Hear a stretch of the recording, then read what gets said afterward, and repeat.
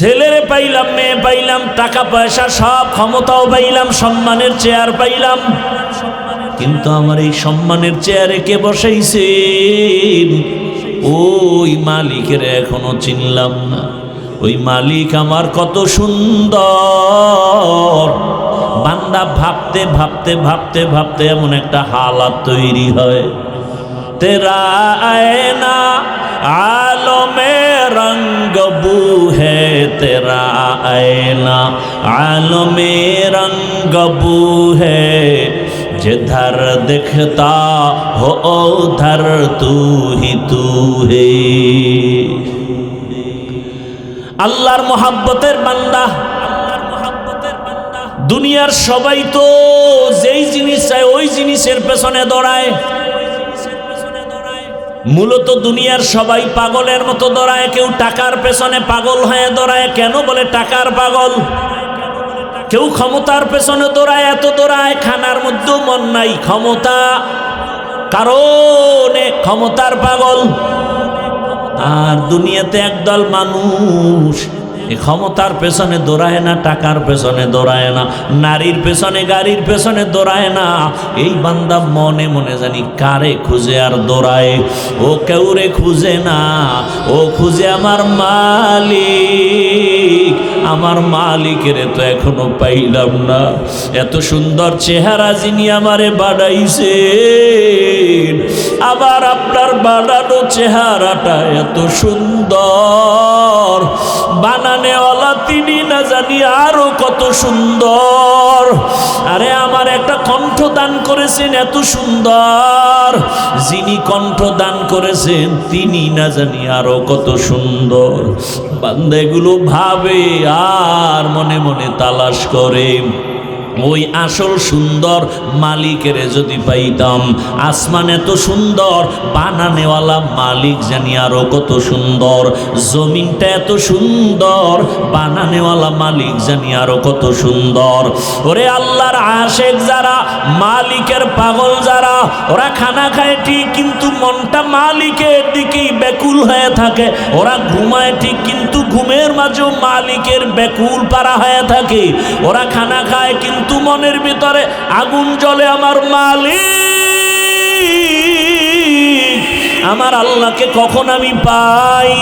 দুনিয়ার সব পেয়েছি কিন্তু এখন আমি আমার মালিকরে এখনো পেলাম না। ওরে টাকাও থাকবে না। আজ আমি যেই টাকার পেছনে দৌড়াই, গাড়ির পেছনে দৌড়াই, বাড়ির পেছনে দৌড়াই, এগুলো একদিন শেষ হয়ে যাবে। কত বাড়িওয়ালা বাড়ি রেখে জঙ্গলে দৌড়ায়, কত টাকাওয়ালা টাকা রেখে এখন ফকির হয়ে গেল। কতজনে মা বাবা আপনজন, অনেকে মা বাবা হারায় ফেললো। যে কেউ সন্তানের পাগল, হঠাৎ সন্তান ওই ভূমিকম্পে মরে গেল। কিন্তু ওগুলোর পিছনে দৌড়ায়া কি লাভ? এখনো খালি, এক সময় হয়ে যাবে খালি। কিন্তু আসল মালিকের যদি আপন বানাইতে পারো, আমার আল্লাহ বলবেন বান্দা এক সময় তোর আপন ছিলাম, এখনো আপন। আয় বান্দা, তুই কবরে যখন আসবি, আমি মাওলা তোর কবরকে জান্নাত বানায় দিব। তুই যদি এখন এই দুনিয়ার রং তামাশায় পড়িয়া আমি আল্লাহকে ভুলিয়া না যাও, কঠিন কবরে জাহান্নামের আগুন, ওই কঠিন সময়ও আমি আল্লাহ তোমাকে ভুলব না। কিয়ামতের ময়দানে মানুষগুলো সব উলঙ্গ দাঁড়াবে, এমন হালাত হবে, নারীরাও উলঙ্গ, পুরুষেরাও উলঙ্গ, এমন কঠিন হালাত। সূর্যটা নিচে এসে এমন তাপ দেওয়া শুরু করবে, মাটির জমিনটা তামা হয়ে যাবে। জাহান্নামের চিৎকারের আওয়াজ, এমন কঠিন আওয়াজ, হাসরের ময়দানটা থরথর করে কেঁপে উঠবে। এমন অবস্থা হবে, আমার আল্লাহ রাগান্বিত আওয়াজ দিবেন আর বলবেন, লিমানিল মুলকুল ইয়াউম লিল্লাহিল ওয়াহিদিল কাহ্হার। এমন এক অবস্থা হবে হাসরের মাঠে, রহমতের নবী কান্না করেন ওই হাসরের মাঠে। এই পরিস্থিতিতে নবীদের কোনো গুনাহ নাই, তারাও কান্নায় বিভোর হয়ে যাবেন। আদম নবী কাঁদবেন, ও আল্লাহ, আবার উপায় কি হবে? নবী কাঁদবেন, আমার উপায় কি? ঈসা নবী কাঁদবেন, আমার উপায় কি? ইব্রাহিম নবী কাঁদবেন, আমার উপায় কি? ও নরসিংদীর বাবারা, নবীরা যদি কাঁদেন তোমার আমার কি উপায় হবে? ওরে তোমার আমার তো কোনো আমল নাই, নামাজ নাই, রোজা নাই, তেলাওয়াত নাই, জিকির নাই। যতটুকু নামাজ পড়ি সে নামাজের ভেতরে খুশু খুজু নাই। ওরে আমি যদি এই অবস্থায় আমার মালিকের দরবারে দাঁড়াই, আমার মাওলা আর বরদাস্ত করবেন না। আমার আল্লাহ আবার রাগান্বিত হয়ে বলবেন, ওয়ামতাজুল ইয়াউমা আইয়ুহাল মুজরিমুন, এ গুনাহগারেরা নেককারদের থেকে আলাদা হইয়া যা। আজকে আমি নেককারদেরকে আরশে আজিমের নিচে ছায়া দিয়া বসাবো। আমি ওদেরকে জান্নাতের মেহমান খানায় নিয়ে যাব। আর যারা গুনাহগার বেনামাজির দল, আমি আল্লাহ পাক তোদের বাম হাতে আমলনামা দিয়া জাহান্নামের দিকে পাঠাবো। আমার আল্লাহ পাক যাদের বাম হাতে আমলনামা দিবেন এদের হালাত এমন হবে, আল্লাহ বলবে ওদের বাম হাতটা সোজাভাবে হবে না, বুকের মাঝে ছিদ্র করে ফেল। ছিদ্র করিয়া বাম হাতটা ঢুকাইয়া পিঠের থেকে বের করে দাও। পিঠের থেকে বের করিয়া পিছনের হাতে যখন আমলনামা দিবেন, আল্লাহ বলবেন, ইকরা কিতাবাকা কাফা বিনাফসিকাল ইয়াউমা আলাইকা হাসিবা। ও আল্লাহর বান্দারা, আজকে আমার এত সম্মান, দুইটা চক্ষু বন্ধ করে ফিকির করো রে বাবা। আজকে আমার ডানে কত মোহাব্বতের মানুষ, বামে সামনে পেছনে অভাব নাই, কিন্তু বাবা একদিন তো আমার এই সব সারিয়া বিদায় হয়ে যেতে হবে। আজরাইল যেদিন আমার মাওলার অর্ডারে এসে হাজির হয়ে যাবে, আমার গায়ের জামাটা প্লেট দিয়া কেটে কেটে রেখে দিবে। আমার হাতের ঘড়ি আর একজনের হাতে চলে যাবে রে বাবা। আমার আপন বন্ধুটা মোবাইল নাম্বারটা কেটে ফেলবে। আমার আপন জনেরা কাঁদবে, আর বাবায় বলবে তাড়াতাড়ি কাফন কিনে নিয়ে আসো। ইমাম সাহেবকে বলবে জানাজা না দিয়া যাইও না, আমার সন্তান দুনিয়াতে বাঁচিয়া নাই।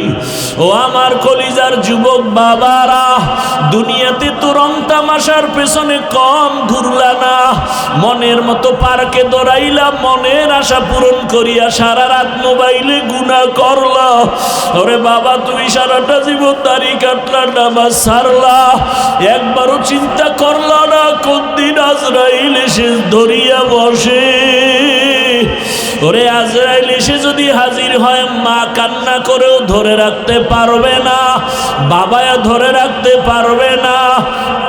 রুহুটা যখন নিয়ে যাবে, মাও কাঁদবে আমারে, আর মা বলে ডাক দেওয়ার কেউ নাই। বাবাও কাঁদবে আমাকে, বাবা বলে ডাক দেওয়ার কেউ নাই। ওরে কেউ কাঁদবে আর বলবে বাড়ির পেছনে তাড়াতাড়ি বাঁশবাগানে কবর খনন কর। কেউ বলবে তাড়াতাড়ি গরম পানি কর, মশারি টানা, জীবনের শেষ গোসল দেওয়া হবে।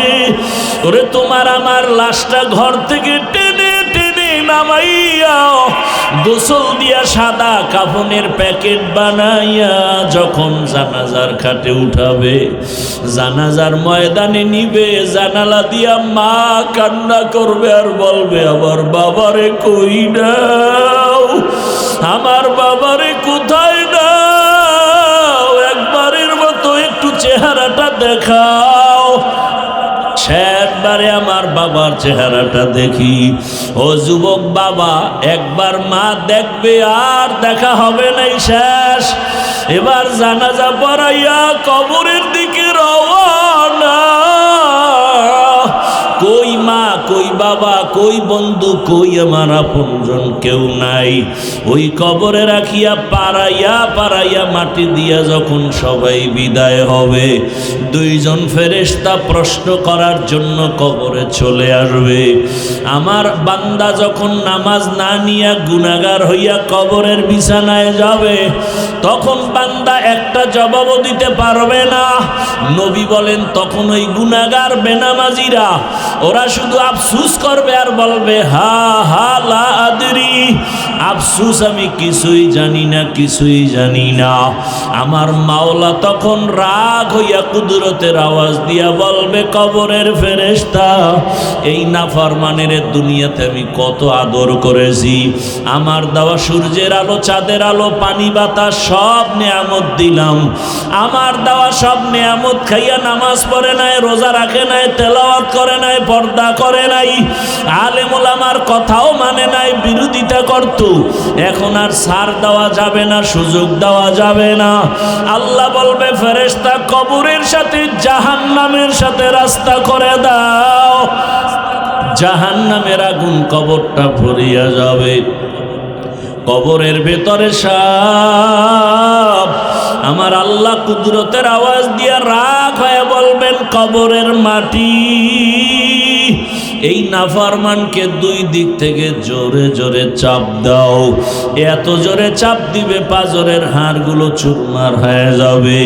ওরে কবরের চিন্তায় রসুলের সাহাবী ওসমান রাদিয়াল্লাহু আনহু কান্না করলেন আজীবন।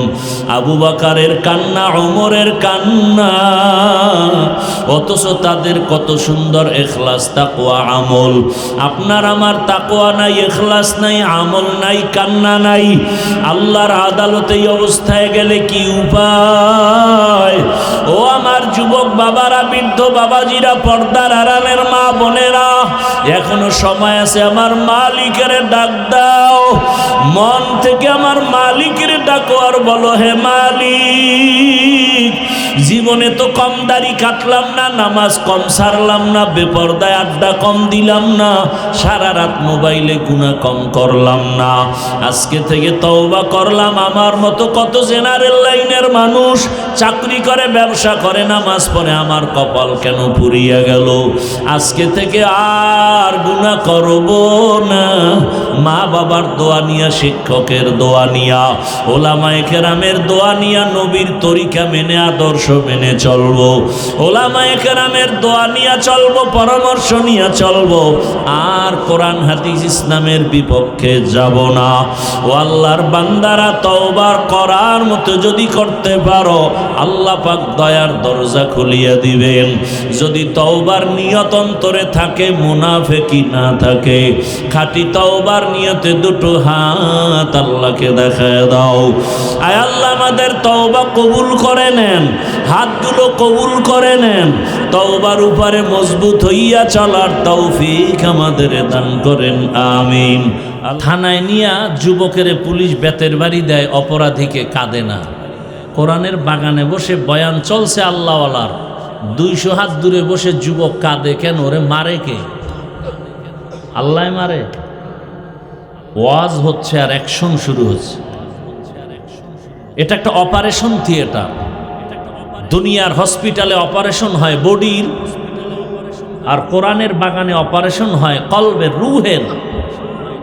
হসপিটালে অপারেশন হয় দেহের, কোরআনের বাগানে অপারেশন হয় রুহের।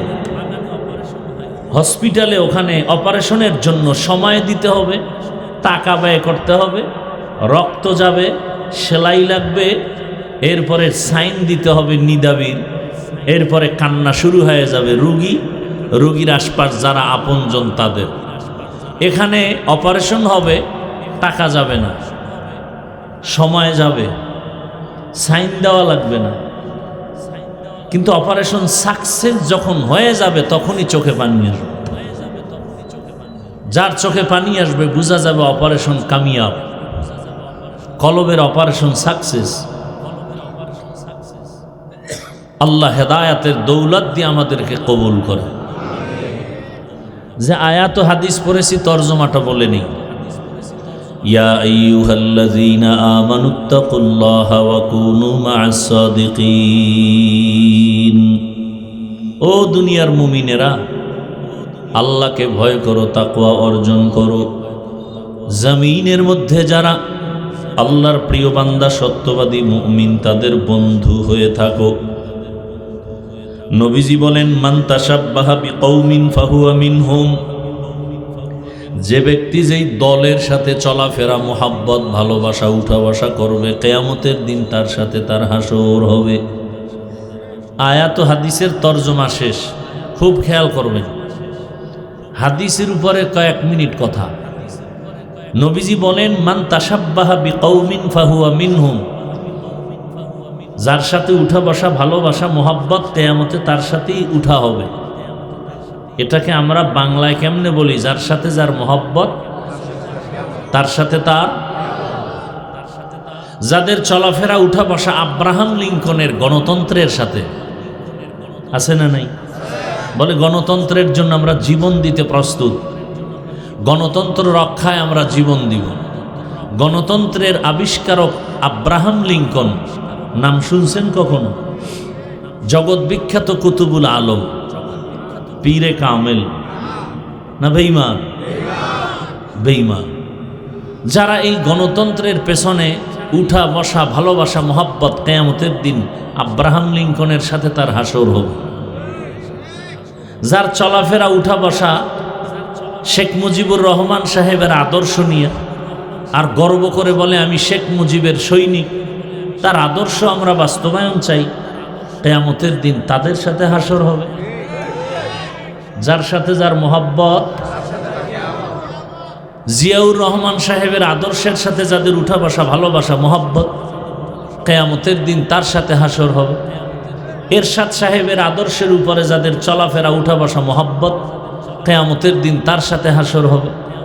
লেলিনের, কালমার্সের, মাওসেতুনের আদর্শের সাথে যাদের সম্পর্ক, উঠা বসা, মোহাব্বত, কিয়ামতের দিন তার সাথে তার হাসর হবে।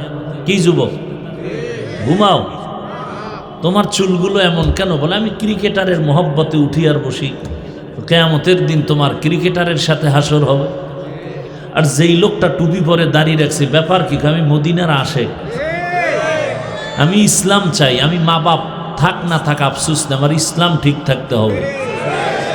কিয়ামতের দিন ইসলামের ধারক বাহক রসুল, সাহাবা, উলামাদের সাথে হাসর হবে। সন্দেহ? আল্লাহ বুঝার তৌফিক দান করে। একটু রাজনীতি করতেছি না কেন? সমস্যা কি? আল্লাহর কোরআনে থাকলে করি, না থাকলে করব না। আমি কোনো ব্যক্তির রাজনীতি করব না। আল্লাহর কোরআনে থাকলে করি। কি? হ্যাঁ, এখানে একটু প্রশ্ন অনেকের আছে যে পরিবারের যত নীতি, সমাধানমূলক, অর্থনীতি, পৌরনীতি, সব বিষয় সমাধান আল্লাহ কোরআনে দিছেন না দেন? তবে আল্লাহ বেশি ব্যস্ত ছিলেন তো, সেই কারণে রাষ্ট্রের নীতি দিতে ভুলে গেছিলেন। হ্যাঁ, তো অনেকে বলেন যে রাজনীতির সাথে ধর্মকে টানবেন না। বলে না? বলে না? রাজনীতির সাথে ধর্মকে মিলাবেন না, টানবেন না। আরে ভাই, আমাদের ধর্ম ইসলাম আর রাজনীতি আলাদা ছিল কবে? হ্যাঁ, বরং আমাদের ইসলাম যা, রাষ্ট্রনীতি তা। ইসলাম ছাড়া আমাদের কোনো নীতি নেই। সমাজনীতি, পরিবার নীতি, সব নীতি, সব ইসলামের নীতি। কথা বলেন না কেন? একেবারে একটার সাথে আর একটা লাগানো। বলে কেমন? বলে সূর্যের সাথে আলোটা যেমন লাগানো, ফুলের সাথে ঘ্রাণটা যেমন লাগানো, আমাদের পরিবার নীতির সাথে ইসলাম লাগানো, অর্থনীতির সাথে ইসলাম লাগানো। অর্থনীতি মানে ইসলাম। কি বলেন? রাজনীতির সাথে ইসলাম লাগানো। যদি মনে করেন না ফুল থেকে ঘ্রাণ আলাদা হলে ওই ফুল যেমন ফুল থাকে না, ঠিক আমাদের রাষ্ট্রনীতি, রাজনীতির থেকে ইসলামকে আলাদা করলে এটা রাজনীতি থাকে না, দুর্নীতি হয়ে যায়। মানুষের জীবনের কল্যাণের একমাত্র নীতি ইসলামের নীতি। কমপ্লিট নাকি দুর্বল? আমি দুর্বল ইসলাম মানি না, দুর্বল কোরআন মানি না। আপনারা মানলে মানতে পারেন। আমি এমন কোরআন মানি, এমন ইসলাম মানি যেটা পারফেক্ট এবং পাওয়ারফুল, যেটা আসা মাত্র পরিবারে শান্তি, ব্যক্তিতে শান্তি, সমাজে শান্তি, ব্যবসায় শান্তি, অর্থনীতিতে শান্তি। এক কথায় শান্তির একমাত্র ঠিকানার নাম ইসলাম। মানেন আর না মানেন, তবে লিখে রাখেন, যতদিন পর্যন্ত জমিনে ইসলাম কায়েম হবে না, ততদিন পর্যন্ত জমিনে চাপাবাজের আওয়াজ হবে, শান্তি কপালে আসবে না। সম্ভব না, কোনোভাবেই সম্ভব না। ইসলাম মানতে সমস্যাটা কি আপনাদের বলেন? নামাজের ইমামতি মানছেন না আলেমরে? কি ইমানের পরেই নামাজ? একজন আলেমের পিছনে নামাজ পড়তে বাধা? বিবাহের সময় ইমাম মানছেন কারে? আলেম। বাধা? সেখানে বাধা নাই। সংসদে আলেম গেলে বাধা কেন? রাষ্ট্রের ইমাম মানতে আলেমকে ইমাম মানতে বাধা কেন? হ্যাঁ, আলেমরা পারবে না কিছু না? আপনারা কি পারছেন? আপনারা কি পারছেন? বাবার সামনে মেয়েকে উলঙ্গ করে ধর্ষণ করতে পেরেছেন। স্বামীর সামনে তার স্ত্রীকে উলঙ্গ করে ধর্ষণ করতে পেরেছেন। আপনারা কি পেরেছেন? ব্যবসায়ীর দোকানে লুটপাট করতে পেরেছেন। কোনোদিন এটা আলেমের দ্বারা সম্ভব? কোনোদিন সম্ভব না, কল্পনাই করা যায় না। বরং ইসলাম আসলে এই পুরা বাংলাদেশ হবে বেহেশতের বাগান। হিন্দু শান্তিতে থাকবে, খ্রিস্টান শান্তিতে থাকবে, ইহুদি শান্তিতে থাকবে, সমস্ত গরিবরা হবে ধনী। বাংলাদেশে একটা গরিব থাকবে না, জাকাত নেওয়ার টাকা খাওয়ার লোক থাকবে না, সব ধনী হয়ে যাবে। আগামীকাল সকালবেলা পূর্ব দিক থেকে সূর্য উঠার মধ্যে যেমন সন্দেহ নাই, ইসলাম কায়েম হলে সব গরিবরা ধনী হবে, এ কথায় কোনো সন্দেহ নাই। যে সন্দেহ করবে সে বেঈমান। ইসলামের অর্থনীতি গরিবের জন্য। সমস্যা হলো বিড়িখোরেরা ভাবে আছে ইসলাম আসলাম গো, বিড়িখোরের উপায় কি? শাহ আতাউল্লাহ বুখারী রহমতুল্লাহ আলাইহি বয়ান করতেছেন জান্নাতের বয়ান। মা তাশতাহি আনফুসুকুম, কি জান্নাত আল্লাহ দিবেন, সেখানে ঢুকবা, যা চাইবা তাই পাইবা। একজনে কয় বিড়ি ভামুনি। যেমন প্রশ্ন তেমন জবাব। হুজুর কয় বিড়ি পাইলেও পাইতে পারো, তবে আগুন আনতে গেলে তো জাহান্নামে যেতে হবে। আর জাহান্নামে যখন বিড়ি ধরাইতে যাবি, তখন টের পাবি কত ধানে কত চাল। আচ্ছা বলেন তো, এই প্যান্ডেলে কোনো বিড়িখোর সম্মানিত ব্যক্তি আছে না নেই? এখানে আসার পরে কয়টা বিড়ি টানছেন? কেন কেউ মাইকে বলছে বিড়ি টানলে ফিডামু? টানে না কেন? হ্যাঁ, বাংলাদেশে ইসলাম আসলে তো পুরা দেশটা এরকম পরিবেশ হবে, বিড়িখোর নিজের থেকে বলবে যে বিড়ি টানা যাবে না, মদখোর নিজের থেকে বলবে না এই পরিবেশে মদ পান করা যাবে না।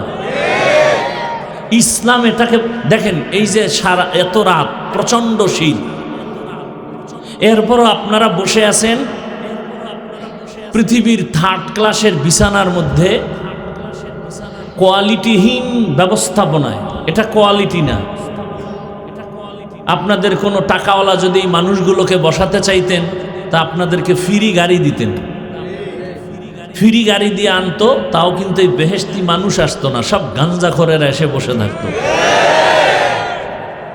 এরপরে বসার জন্য ভিআইপি ব্যবস্থা, ভিআইপি চেয়ার, নন ভিআইপি পেছনে, এরপরে নাস্তা। যদি নাস্তা দেরি তো চেয়ারের বাড়ি। এরপরে আবার যদি বাইরে বাইরে শুরু হয়ে যায়, আবার একজনে ভিডিও করে দেখায়, দেখেন তো আমরা নিজেদের দলওয়ালারা কত বড় বেয়াদ্দব, নিজেদের অপকর্ম আবার দেখায়। আপনাদের ফ্রি গাড়ি দিছে, বসার স্থান ভিআইপি। পৃথিবীতে এর থেকে নরমাল কোনো বিছানা হতে পারে? অনেকে ঘাসের উপরে, মাটির উপরে বসছেন। নাস্তা কতবার দেওয়া হয়েছে? দেওয়া হবে? হবে না? বড় কঠিন বিষয়। নাস্তাও দেওয়া হবে না? হ্যাঁ। আচ্ছা, এতগুলো মানুষকে নিয়ন্ত্রণের জন্য ওই সাহেবের পুলিশ লাগতো না? পাওয়ার থাকলে র্যাব, আরো হেডম থাকলে আর্মি, আরো হেডম থাকলে বিডিআর, আর একটু হেডম থাকলে কুত্তা। কারণ মানুষের উপরে বিশ্বাস নাই, বডিগার্ড বডির উপরে মেরে দিবে। কুকুর বেঈমানি করবে না, নিরাপত্তার জন্য কুকুর বেঈমানি করে নাই, আজও পর্যন্ত শুনি নাই।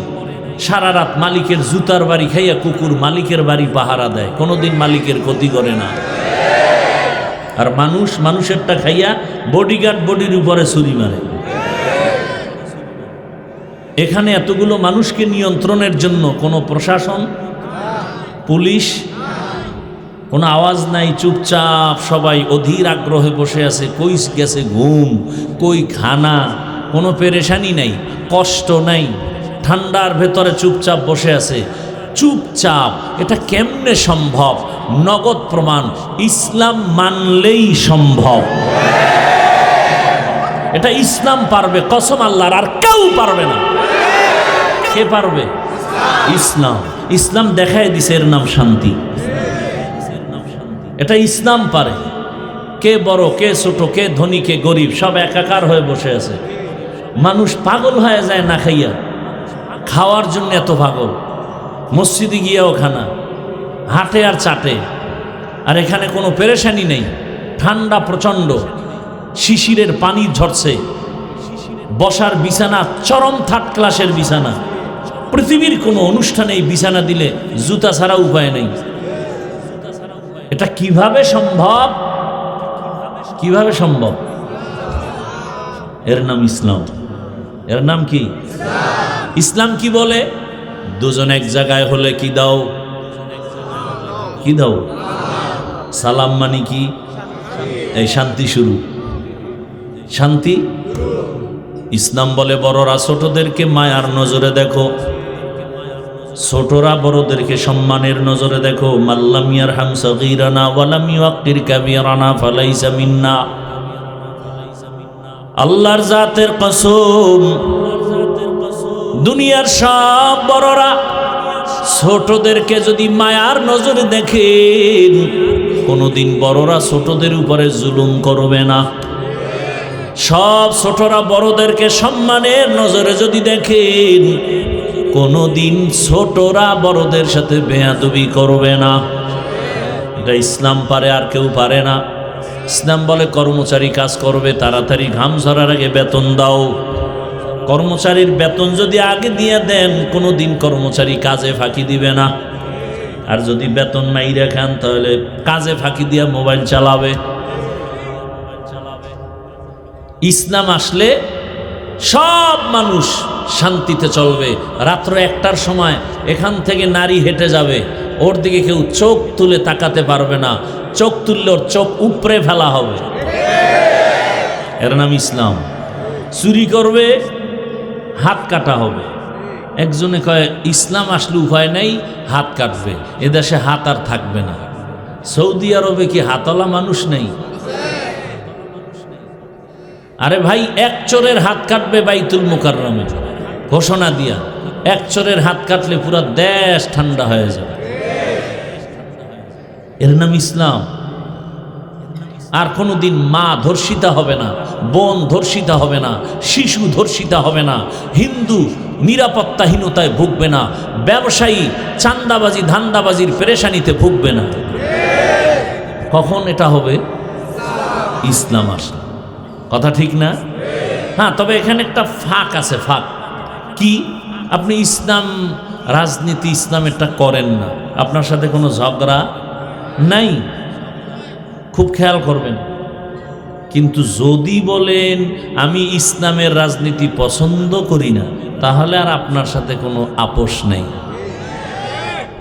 এখানে বহু লোক আছে নামাজ ঠিক মতো পড়ে না, কিন্তু সে মুমিন। যদি বলে নামাজ পছন্দ করি না, সাথে সাথে বেঈমান। দাড়ি রাখেন না, আপনি মুমিন, কিন্তু যদি বলেন দাড়ি পছন্দ করি না, বেঈমান। পর্দা করেন না, আপনি মুমিন, আপনাকে বুঝাবো। যদি বলেন পর্দার বিধান পছন্দ করি না, বেঈমান। কথা ঠিক না? ইসলামী রাজনীতি আপনি যদি না করেন, কোনো ঝগড়া নাই। যদি বলেন পছন্দ করি না, আপনার সাথে কোনো আপোষ নাই। সুলাইমান পয়গম্বর গোটা দুনিয়া পরিচালনা করেন নাই, ঘটনা কোরআনে নাই। ইউসুফ নবী মিশরের অর্থমন্ত্রী হয়ে পরিচালনা করেন নাই, ঘটনা কোরআনে নাই। তো কেন বলেন নাই? বলেন কেন? এটা ওয়াজের প্যান্ডেল না রাজনীতির প্যান্ডেল?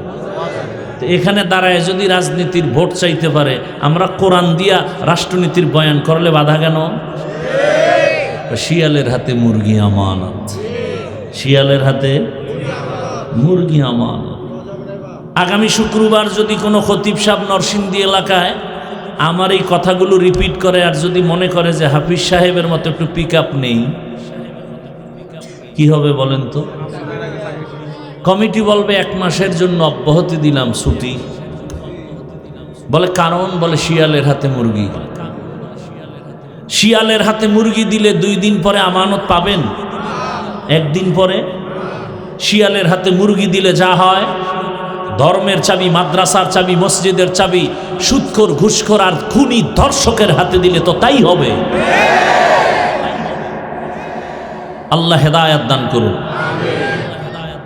আমি কিন্তু কোনো দলের পক্ষে বিপক্ষে বলি না, কারণ আমি কোনো দলের দায়িত্বে নাই। আমি যা বয়ান করতেছি, টোটাল বয়ান আমার একটা মাঝখানে জিনিস আমি রাখতেছি, আমার কলিজার মূল ইসলাম। আমার জীবনের মূল কি? আমি ইসলামকে ঠিক রেখে কথা বলতেছি। ভুল বুঝবেন না, উল্টাপাল্টা মন্তব্য করবেন না। আমার জীবনের মূল ইসলাম। আমার ইসলাম ঠিক, সব ঠিক। কি বলেন? আচ্ছা, বাবার সাথে তর্ক হয় কিনা সন্তানের? হয়।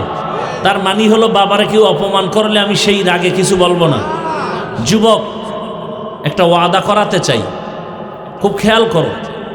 তুমি বাবার সাথে তর্ক করেছো, হঠাৎ করে তোমার সামনে তোমার বাবাকে যদি অপমানজনক কথা বলে, তুমি চুপ করে দোয়া ইনুস পড়বা না প্রতিবাদ করবা? কলারটা ধরে বলবা, এই বেয়াদব, বাবার সাথে তর্ক করি ঠিক, কিন্তু বাবার অপমান করবি, মেনে নিব না। কথা ঠিক? ঠিক ইসলামের বেলা একটা ওয়াদা করেন। নামাজ পড়তে পারেন না, রোজা রাখতে পারেন না, দাড়ি রাখতে পারেন না, কিন্তু এই ওয়াদাটা করবেন। অন্তত আপনি কি আল্লাহকে ভালোবাসেন না? ইসলামকে ভালোবাসেন না? তো এতটুকু ওয়াদা করবেন যে আমি নামাজ না পড়লেও, রোজা রাখতে না পারলেও, দাড়ি রাখতে না পারলেও, অন্তত ইসলামকে, কোরআন হাদিস, আল্লাহকে, রসুলকে, কোরআন হাদিস যাদের থেকে শিখছি সে আলেমকে অপমান হতে দিব না। কেউ যদি আপনাদের সামনে কোনো আলেমের অপমান করতে চায়, ইসলামের উপরে আক্রমণাত্মক কথা বলে, জাগাত কলারটা ধরে বলবেন, ওই রাধুনির বাচ্চা। কিসের বাচ্চা? শুনতে শোনায় গালি, আসলে কোনো গালি না। তোমার মাও রাধুনি, আমার মাও রাধুনি। কথা বলেন, সবার মা রাধুনি না? রাধুনির বাচ্চা, এটা গালি? শুনতে মনে হয় গালি। কলারটা ধরে বলবা, ওই রাধুনির বাচ্চা। আমি দাঁড়িয়ে রাখতে পারি না, নামাজ পড়তে পারি না, কিন্তু আমি আল্লাহকে ভালোবাসি। আমার আল্লাহ, আমার ইসলাম, আমার কোরআন, আমার রসুল, আমার ওলামা, এদের ব্যাপারে কথা বললে চামড়াটা তুলে ফেলবো। ভয় পাইতেছে? এমনও ভয় পা? জুলাই স্বাধীন করলেন কি? কি আজীব না? একটু ভয় আছে। যদি ভয় নাই না, একটু তো ভয় লাগে যদি আবার পাথর মারে, যদি আমার সন্তানকে গুম করে, যদি এমনটাই হয়, তা আমি মনে করি জুলাই স্বাধীন কমপ্লিটলি সাকসেস নয়। যেই সফলতা নিয়ে আশা করে স্বাধীন হয়েছে, সে সফলতা আসেনি। আসছে? যদি এসেই থাকে, স্বামীর সামনে স্ত্রীকে ধর্ষণ করা হলো কেন ভোলায়? বাবার সামনে মেয়েকে ধর্ষণ করা হলো কেন বগুড়ায়? বোঝা গেল স্বাধীন কামিয়াব হয়নি। নতুন করে প্রস্তুতি নাও, আর একটা স্বাধীন করতে হবে, চূড়ান্ত সফলতার স্বাধীন। যেই স্বাধীন হলে মা নিরাপদে থাকবে, বোন নিরাপদে থাকবে, স্কুল নিরাপদ, কলেজ নিরাপদ, হিন্দু নিরাপদ, খ্রিস্টান নিরাপদ, ব্যবসায়ী নিরাপদ, চাকরিজীবী নিরাপদ, আলেম নিরাপদ, ছাত্র নিরাপদ। ওই স্বাধীনতার জন্য প্রস্তুতি নাও, আর ওই স্বাধীন হবে চূড়ান্ত সফলতার স্বাধীন, আর ওই স্বাধীন হবে একমাত্র ইসলামের স্বাধীন। কিসের স্বাধীন? আমার কথাগুলো কি উল্টাপাল্টা? ধরায় দাও, এখন কানে ধরে উঠবাস করব। কোনো দলের পক্ষে বিপক্ষে বলেছি? আমার মূল কথার মূল কি? ইসলাম। আমি ইসলামের পক্ষে বলতেছি, আমার রসুলের পক্ষে বলতেছি, আমার আল্লাহর পক্ষে বলতেছি, আমার কোরআনের পক্ষে বলতেছি। আচ্ছা, 20 বছর মাদ্রাসায় পড়ছি। কয় বছর? আরো বেশি পড়া যায়। পড়ছি কত? 20 বছর। এখন তো আরো শর্টেও পড়া যায়। 20 বছর কেমনে বিছনায় প্রস্রাব করি, সেই থেকে বাড়ি মা বাপ সাইরা মাদ্রাসায় আসছে, কষ্ট করে করে লেখাপড়া করছে।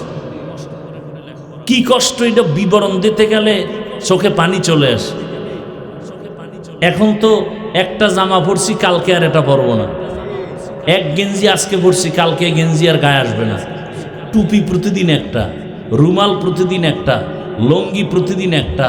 আর সেই সময়ের এক জামা 150 টাকায় কিনা 2.5 বছর পরছি। এক লঙ্গি ছিঁড়ে গেছে, সেলাই করে পড়ছি। ভাত খাইছি বোর্ডিংয়ে, 2 বার ভাত দিত, আদা বাটি, সকাল 10টায় আর আসরের পরে। তরকারি কি? পাতলা ডাইল।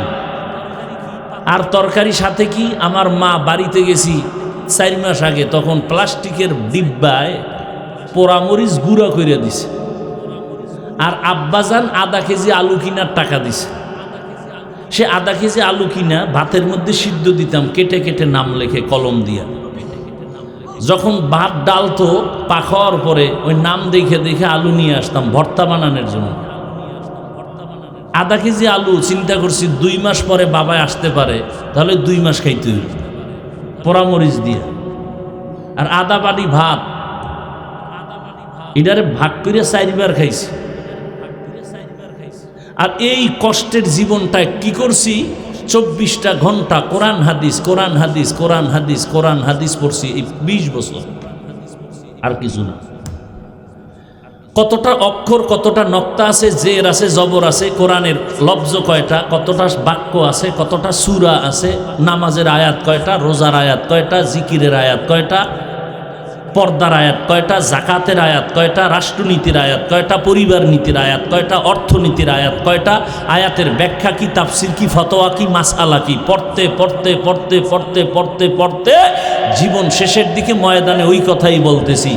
এত গবেষণা করে কোরআনের আয়াত সংখ্যা সব কিছু পড়ে এই ময়দানে নামছি। এখন কোন সূক্ষ্ম বেয়াদব যদি বলে বয়ানটা এমন করেন, কি পরিমাণ জুতা দিয়ে ওকে বাড়ি দেওয়া দরকার।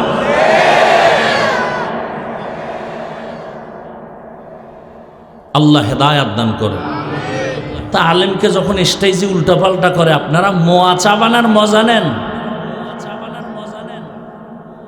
সব ময়দানের মানুষ যদি দাঁড়ায় বলতো, ওই বেয়াদব, আল্লাহকে চিনছি, কালেমা শিখছি, নামাজ শিখছি, আলেম থেকে অপমান করলি কেন? বিচার না হওয়া পর্যন্ত তোকে এখান থেকে বিদায় করা যাবে না।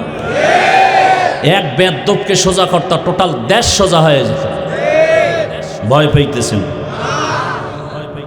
ভয়কে জয় করতে হবে ইসলাম দিয়ে। ভয়কে জয় করতে হবে ইসলাম দিয়ে। আল্লাহ বুঝার তৌফিক দান করেন। লঙ্গির ভিতরে গোবর লাগছে, গোবর পাক না নাপাক? এই নাপাক দূর করতে কি লাগবে? পানি। অচেনা পথে ঘুরতে ঘুরতে আধা ঘন্টা পানি নেই, গাছের নিচে বয়ে জিমাইতেছে, আহারে পানি পাই না, উপায় কি?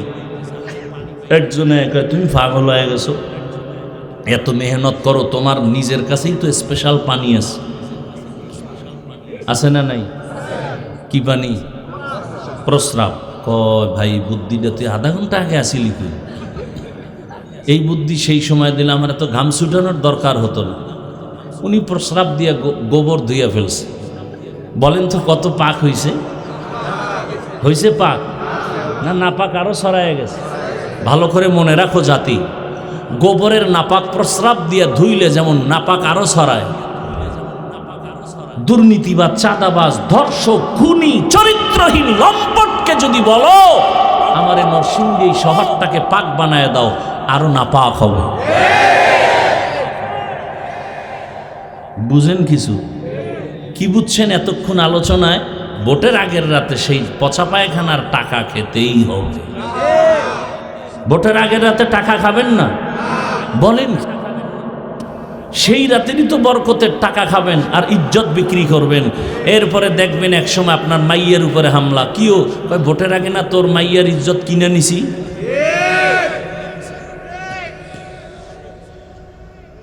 রাগ করতেছেন? এই 5 কেজি মুরগির দাম কত রে নরসিংদী? 500। একটা খাসির দাম কত? মোটামুটি ভালো খাসি একটা গরুর দাম কত? কথা বলে না। আর একটা গরু 1 লাখ। উটের দাম আরো বেশি। আচ্ছা, আপনার তো আশরাফুল মখলুক, হ্যাঁ? আপনার দাম কি গরুর মতো, ছাগলের মতো, মুরগির মতো? তা আপনি 500 টাকায় বিক্রি হলেন কেন ভোটের আগের রাতে? ওই নিমক হারাম জাতি, টাকায় তো গরু বিক্রি হয়, পশু বিক্রি হয়, আশরাফুল মখলুক তো বিক্রি হতে পারে না। এরপরও যারা বেলাজা বেহায়া, না আমার বিক্রি হতেই হবে, অন্তত আশরাফুল মখলুক হিসাবে গরু আর ছাগলের দামে বিক্রি হয় না। যদি হতেই চাও তাহলে বলো আমারে কিনতে হলে 1 কোটি লাগবে। বিক্রি হতে হলে আমি আশরাফুল মখলুক হিসাবেই বিক্রি হই। কয় কোটি লাগবে? ছাগলের দামে বিক্রি হও, পশুর দৃষ্ট কখনো বিক্রি হতে পারে না। টাকায় বিক্রি হয় পশু। এত নির্লজ্জ কেন? এত নির্লজ্জ কেন? আল্লাহ হেদায়েত দান করুন। খুব রাগ আছে অন্তরে, খুব রাগ। আল্লাহ সবাইকে মাফ করে দিন।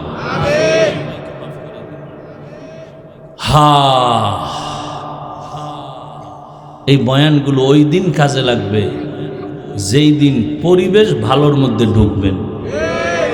বাসে লেখা আছে ধূমপান নিষেধ, আছে না নাই? কেউ করে না?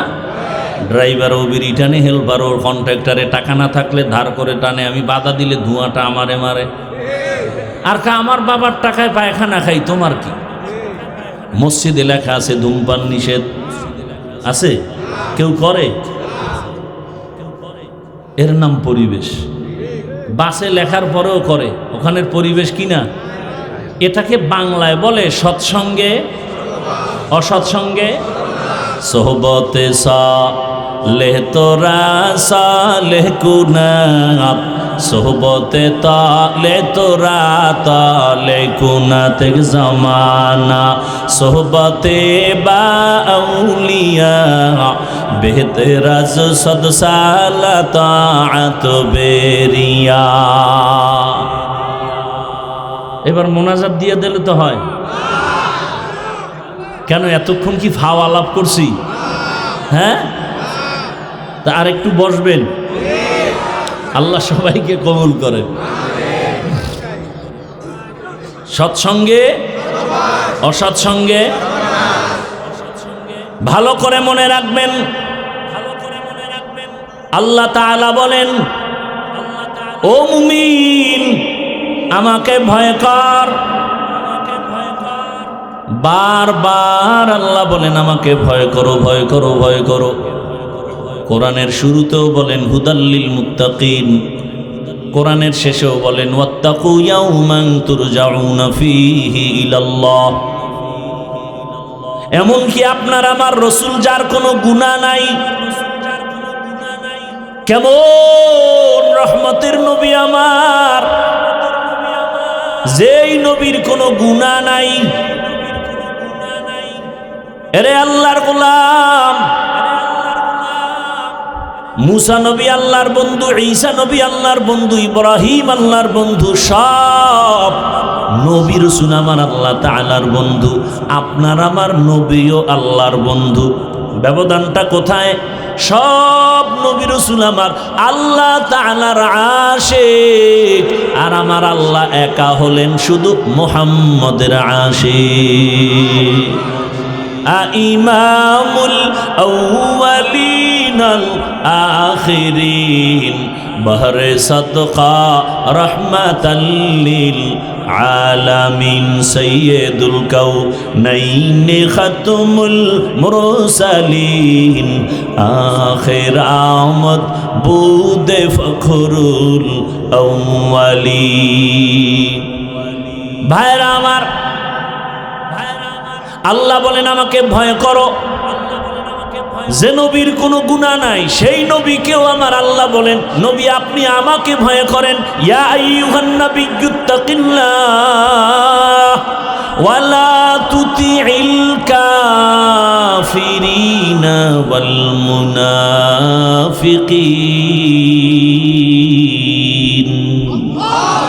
হে নবী আপনি আমাকে ভয় করেন, কাফের মুনাফিকের অনুগত্য করবেন না, অনুসরণ করবেন না।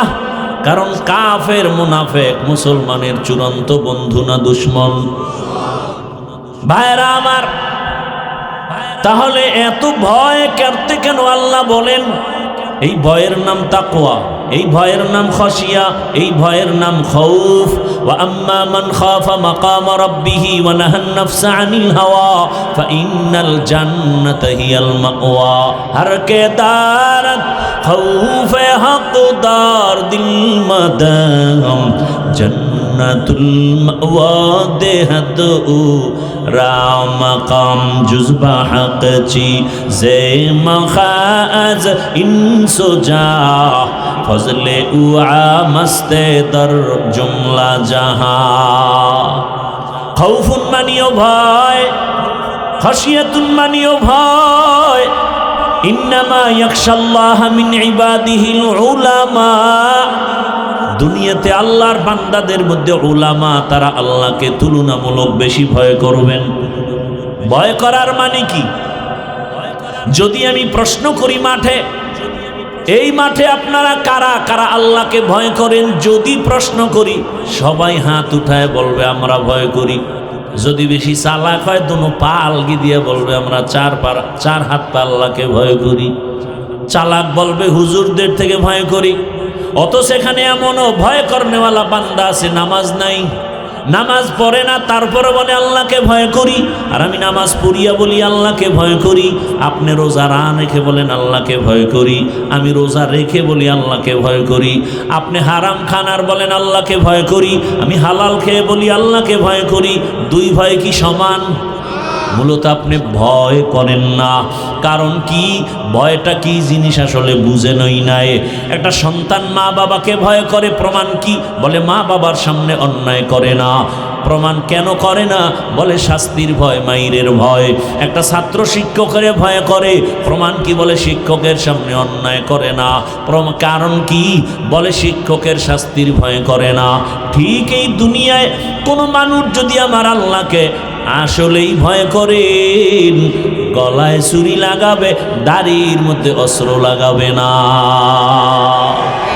তো কো যাও সুন্নতে আহমদ কো যাবা মোহাম্মদ কৈবুয়াদ নিসবত তোরা মন আহাব্বা সুন্নতি কৌলে রসুল মজদায়ে কানামাই হাম কুন কবুল। এই তাকওয়ার এত দাম কেন, এত গুরুত্ব কেন? তাকওয়া হলেই তুই বিনা হিসাবে জান্নাতি, শুধু জান্নাতি না, দুনিয়ায় বাদশাহ, পরকালেও বাদশাহ। ইন্না আকরামাকুম ইনদাল্লাহি আতকাকুম। আমার কাছে সবথেকে দামি ওই ব্যক্তি যে তাকওয়া নিয়ে চলবে, আল্লাহর ভয়। তাকওয়াওয়ালাদেরকে আল্লাহ পাক রব্বুল আলামিন দুনিয়াতেও সম্মানিত করেন, আখিরাতেও সম্মানিত করবেন। আর এই তাকওয়া, এই আল্লাহর ভয়টা নিজে নিজে অর্জন করা যাবে না, ঘুমের মধ্যেও পাওয়া যাবে না।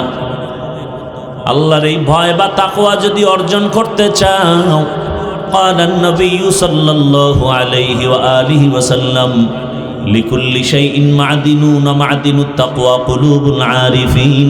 ভালো ভালো জিনিস রাখার গোডাউন আছে, ফ্যাক্টরি আছে। তাকওয়ার গোডাউন হলো আল্লাহর ওলিদের কলব, আল্লাহওয়ালাদের দিল বা কলব হলো তাকওয়ার গোডাউন। তাদের সাথে লাইন লাগাও, সংযোগ লাগায় দাও, মেলার মতো মিলে যাও। এই পরিমাণ মিলো যে তাদের রঙে তুমি রঙিন হয়ে যাও। খালিতুহুম লিতাকুনু মিসলাহুম, এমন ভাবে তুমি আল্লাহওয়ালাদের সাথে মিলো যে তার রঙে তুমি রঙিন হয়ে যাও, এমন রঙিন হও। রাস্তা দিয়া আশরাফ আলী থানবী হাঁটেন, পাশে খলিফা আজিজুল হাসানও হাঁটেন। চিনা যায় না কে আশরাফ আলী কে আজিজুল হাসান, কারণ দোনোজনার টুপি এক, পোশাক এক। আল্লাহর মোহাব্বতের রাস্তায় দোনোজনে এমন ভাবে মিলো, মেলার মতো যদি মিলতে পারো, তোমার ভেতরে তাকওয়া চলে আসবে। নেক নজরটা যদি লেগে যায়, কারণ আল্লাহওয়ালাদের নজরের মধ্যেও পাওয়ার, আল্লাহওয়ালাদের চাহনির মধ্যে পাওয়ার। আল্লাহ তাআলার নবী বলেন, ক্বালান নবী সাল্লাল্লাহু আলাইহি ওয়া আলিহি ওয়াসাল্লাম, ইত্তাকু ফিরাসাতাল মুমিন ফাইন্নাহু ইয়ানজুরু বিনূরিল্লাহ। আল্লাহর ওলি যারা আরিফিন, এদের কলবের পাওয়ার বড় কঠিন, এদের নজরে পাওয়ার লাগানো। তোমরা যা দেখো না তারা তা অনেক কিছু দেখেন। তুমি দেখো না কেন, তিনি দেখেন কেন? বলে নিজের চামড়ার চোখে দেখেন না, আল্লাহর দেওয়া নূরের আলো দিয়ে তারা দেখেন। আউলিয়ারা কারে উকবা ইখতিয়ার, জাহেলারা কারে দুনিয়া ইখতিয়ার। আল্লাহওয়ালা রাতারাতি হওয়া যায় না। এরা তাকওয়ার উপরে মুজাহাদা করেন, মুরাকাবা করেন, এত পরিমাণ প্রচেষ্টা চালান। আল্লাহকে পাওয়ার জন্য রাত নাই, দিন নাই, ঘুম নাই। খানা খাইতে গেল আমার আল্লাহর মোহাব্বত, খায় খায় লোকমা দেয়, আবার নিঃশ্বাস ছাড়ে, মনে হয় যেন বাড়ি পাইছি, গাড়ি পাইছি, স্ত্রী পাইলাম, সন্তান পাইলাম, টাকা পয়সা পাইলাম। কিন্তু যে আমারে বাড়ির মালিক বানাইছেন, টাকার মালিক বানাইছেন, তারে এখনো পাইলাম না।